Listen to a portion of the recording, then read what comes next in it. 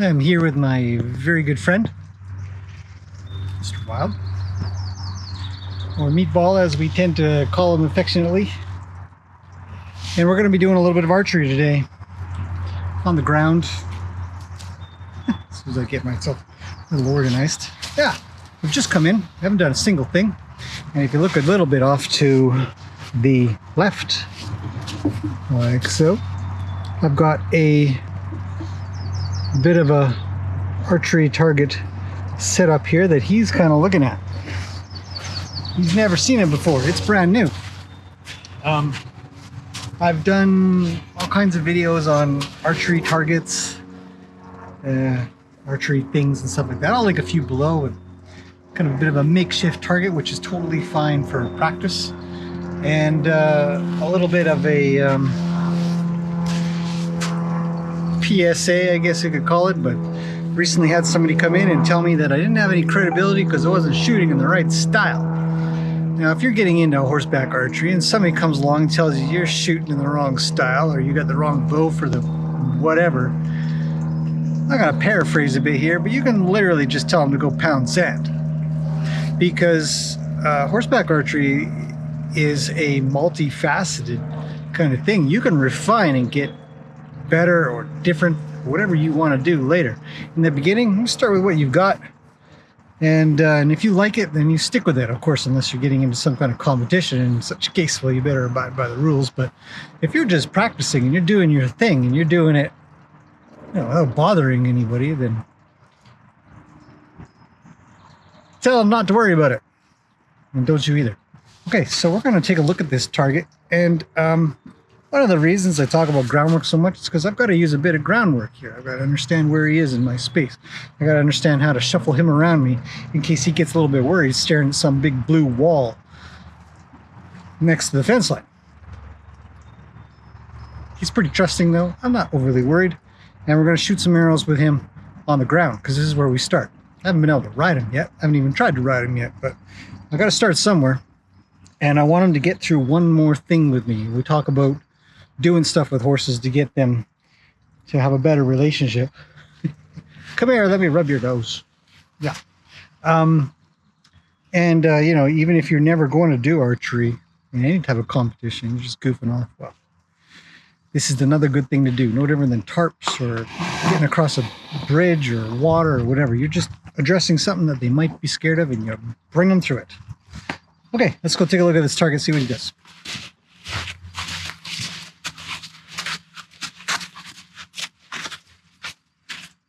Come here. Come here. Good boy. Check it out. Come here.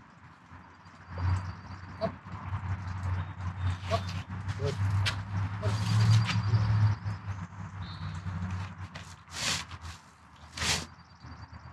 Better. Come here. Come on. Come. Yeah.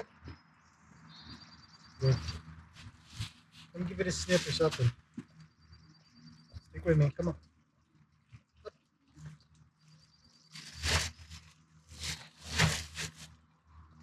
Come.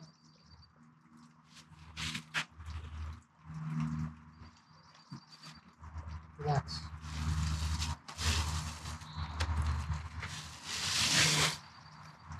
It's kind of awkward. Come. One more. One more. Good. Take a look.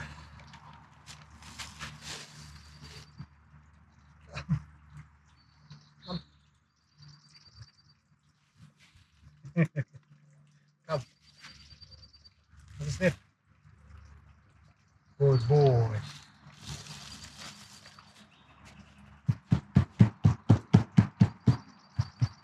Stick with me. You're okay.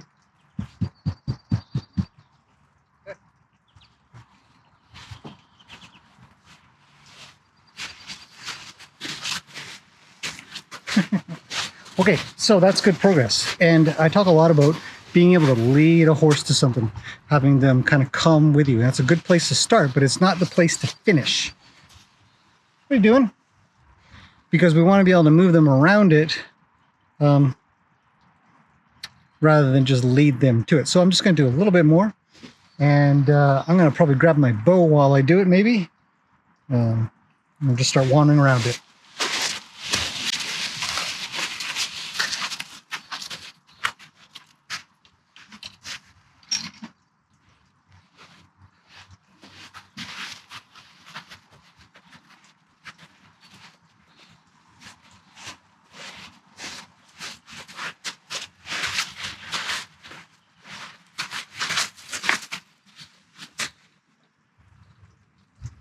Come on.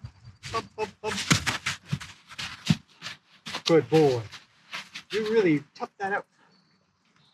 Okay, let's try again.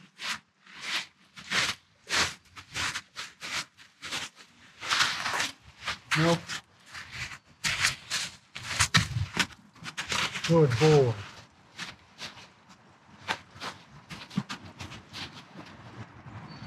You make it. Okay, so that might be a bit of a start. And I want him to get used to this thing a little bit, so I might touch him, might touch his body, and he might say, I'm really afraid of it, and he might not. So, but yeah, the bow. Now, talking about the basics of archery with horses, definitely start with some plastic thing that you can get. Not like dollar store, but yeah, these ones that I buy for lessons and stuff like that. It's about, I think it's about 60, 70 bucks or something. They last forever. You can chuck them, you can do anything. So when I'm starting out with a horse, I definitely won't be using my good bow just in case something goes sideways and I need to just throw it, get it away, you know, and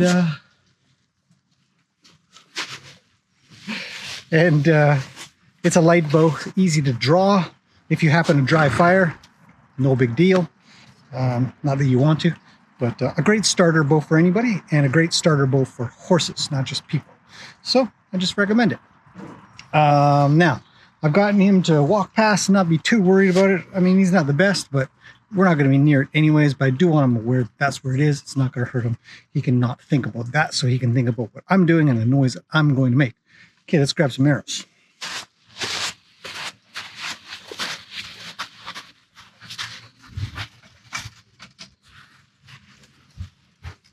Okay, so arrows make noise. If you hold more than one, which you should be practicing doing by now, you should be able to hold them. They're going to crinkle. They're going to make noise and, you know, move around a little bit like this and whatnot. And I want him to come stick close, you know, because you want to make these noises before you bother doing much of anything. And just pet them. You reassure them. You tell your horse they're the best horse on the whole planet. And these noises, they're no big deal. So I want him to come with me. Come. I might make some noise. He gets a little bit worried. He might not be able to see that. Let's see. So you can do this.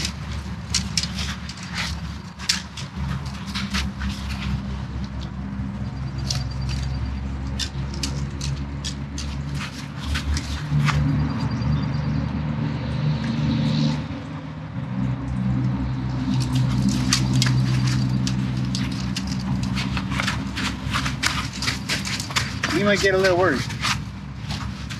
Come here. Don't leave me. Come on. Good boy.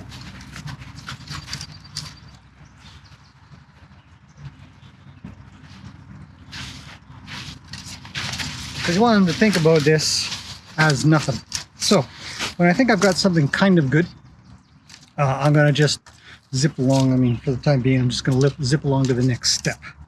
Doesn't mean you should or have to, but I'm quite confident with him. I think that he's going to do okay. Now, what I don't want to do is hold my rope in any way that it's going to be stuck in my hand. I want him to be able to back away if he's going to back away. So, if you've got, I'm going to just use one arrow just to give you guys an idea how you probably might start. Well, maybe you won't, and I won't have a bunch of arrows, but you could either start with your whole lead rope like this and just have that resting on a hand, but I recommend just having it on your arm. Light. And there's my target. I want him on the other side of me. And I'll give this a bit of leeway. Now, if there's any trouble, you can just switch, and I've got a whole pile of rope to work with. So, over here we go. He's okay with me making noises. Relatively okay. I'm going to give a shoot.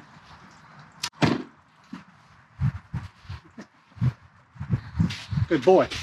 Okay. Now I'll tuck this in close to my body a little bit because I want him to come with me when I come get an arrow. If I'm going to get an arrow, go to the quiver. Try again.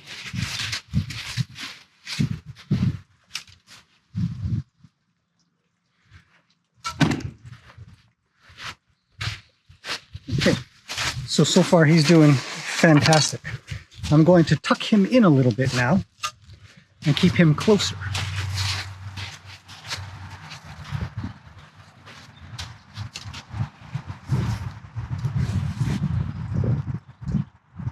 There.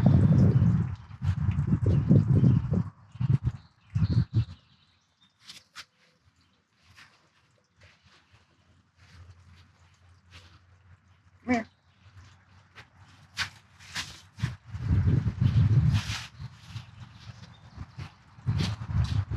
You're okay.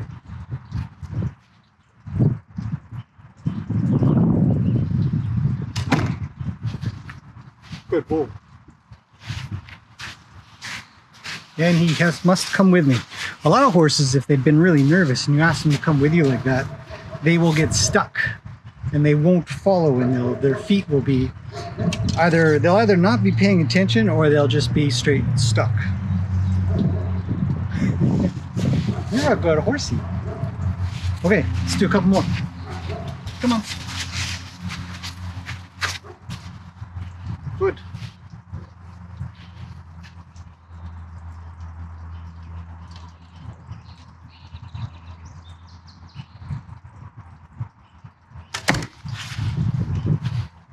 Good boy. So that was his first jump.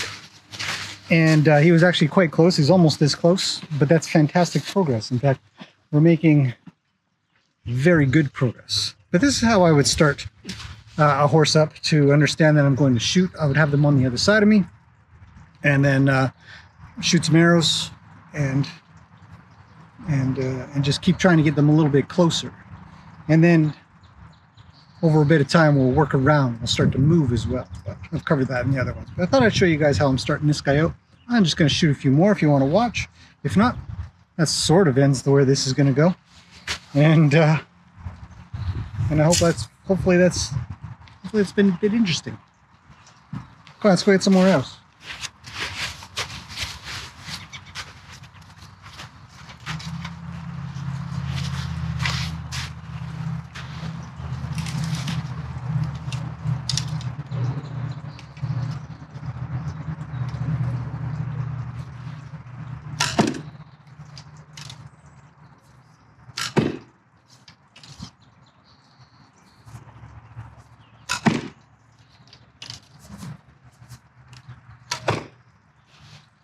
Good boy.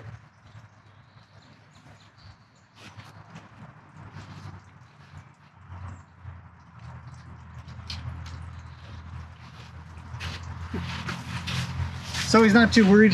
He's kind of stuck with it.